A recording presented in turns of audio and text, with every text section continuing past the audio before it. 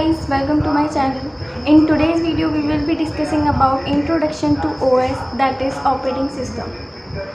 Now operating system के सारे ही जो भी टॉपिक्स हैं वो क्लियर हो जाएंगे और कवर हो जाएंगे आने वाले सारे वीडियोस में। स्टार्ट करते हैं इंट्रोडक्शन से। So first of all need जो थी ऑपरेटिंग सिस्टम की वो डिस्कस कर लेते हैं।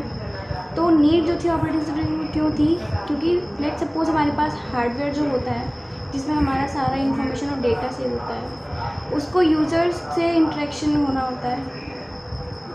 Suppose user 1, user 2, user 3, alright, ऐसे सो ऑन बहुत सारे यूज़र्स होंगे। तो इतने जितने भी यूज़र्स होते हैं उन्हें अगर इंटरेक्ट करना होता है हार्डवेयर से, तो अगर वो डायरेक्ट इंटरेक्ट करेंगे तो उनके लिए बहुत ज़्यादा कॉम्प्लेक्स होगा इंटरेक्शन, कॉज उन्हें मल्टीपल प्रोग्राम्स लिखने पड़ेंगे अपने आप, ठीक है। तो इसके लिए हम OS को यूज़ करते हैं as an interface in between. तो OS एक्चुअली करता क्या है कि हार्डवेयर और यूज़र के बीच में एज एन इंटरफेस एक्ट करता है OS, ओके। इससे क्या होता है, इससे बहुत सारी चीज़ें ईजी हो जाती हैं। जैसे कि हमें कोई भी काम करना होता है अपने कंप्यूटर पे, अपने किसी भी डिवाइस पे, तो हमें बार बार कुछ प्रोग्राम लिखने नहीं पड़ते, समझ रहे हो आप। लाइक हमें कोडिंग नहीं करनी पड़ रही है क्योंकि OS हमारे लिए वो काम पहले से ही कर रहा है। तो इसलिए हमारा ये OS जो होता है वो हमें कन्वीनियंस प्रोवाइड करता है और यूज़र्स और हार्डवेयर के बीच में सब कुछ सॉर्ट आउट करा है। चलिए, अब सारी नीड हमने डिस्कस कर ली है कि OS की नीड क्या थी।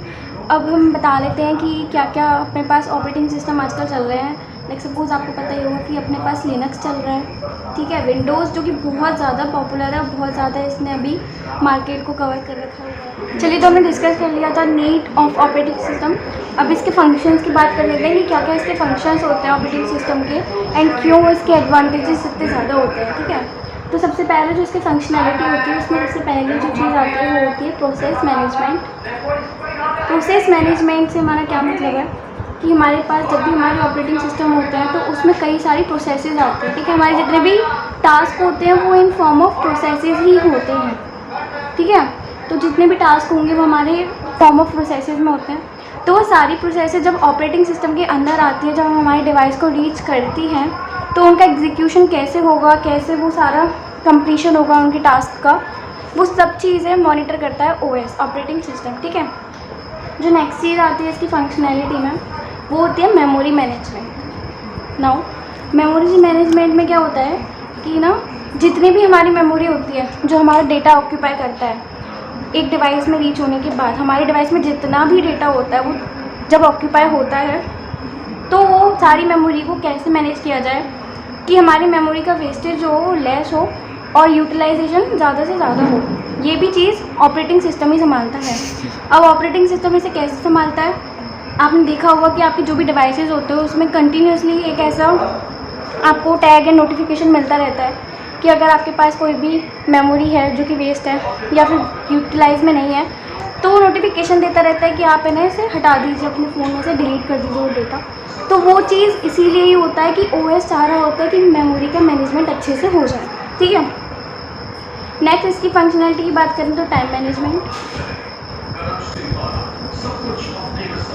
टाइम मैनेजमेंट में क्या करता है कि आपके पास जितने भी प्रोसेसेस आ रहे हैं उनकी टाइम वाइज उनको शेड्यूलिंग करता है उनकी प्रोसेसेस की। लाइक कोई अगर अर्जेंट प्रोसेस है उसको जल्दी एग्जीक्यूट होना चाहिए तो उसका एग्जीक्यूशन, और जो लो प्रायोरिटी की प्रोसेस होती है उसका एग्जीक्यूशन, और हाई प्रायोरिटी की प्रोसेसेस का एग्जीक्यूशन को मॉनिटर करता है ऑपरेटिंग सिस्टम, ठीक है। इसमें मेमोरी की बात करें तो हमारे पास प्रॉब्लम आती है इंटरनल फ्रेगमेंटेशन की, जिसे हम आगे डिस्कस करेंगे। ये मेमोरी का ही पार्ट है, ठीक है। ये दोनों चीज़ें क्या होती हैं, इंटरनल एक्सटर्नल फ्रेगमेंटेशन, कि हमारी मेमोरी का वेस्टेज हो रहा होता है कुछ अलग अलग तरीक़ों से, तो उससे मॉनिटर करता है OS। उसे कैसे करेक्ट करता है वो हम आगे पढ़ेंगे इंटरनल एक्सटर्नल फ्रेगमेंटेशन के बारे में। अभी बात करें इसके जो मेन फंक्शनैलिटी है जिसके लिए OS को इंट्रोड्यूस किया गया था, वो मैं पहले भी बता चुकी हूँ। अगर एग्ज़ाम में आता है तो आप प्लीज़ इसको यूज़ करना कि वो इंटरफेस की तरह यूज़ किया जाता है। तो बेसिकली अगर आपके पास हार्डवेयर है और अगर आपके पास OS नहीं है, सपोज़ आपके पास OS नहीं है और आपके पास मल्टीपल यूज़र्स हैं, ठीक है, तो वो यूज़र जो होंगे, अगर उन्हें हार्डवेयर में से अपना कोई भी डेटा फैच करना है तो उन्हें प्रोग्राम्स लिखने पड़ेंगे। समझते हो आप लोग? लाइक हमें फिर लो लैंग्वेज में सारी बातें लिखनी पड़ेंगी। जैसे कि अभी हम हाई लैंग्वेजेस यूज़ करते हैं। हाई लैंग्वेजेस बोले तो C++, पाइथन, ये सारी जो भी लैंग्वेजेस है वो हाई लेवल है, ठीक है। बट अगर हमारे पास OS नहीं है तो हमें हार्डवेयर से इंटरेक्ट करने के लिए सारी लो लेवल लैंग्वेजेस को यूज़ करना पड़ेगा, जिन्हें हम मशीन लैंग्वेज भी बोलते हैं, जो कि फॉर्म में होती है बाइनरी की, ठीक है, 0 और 1 की फॉर्म में।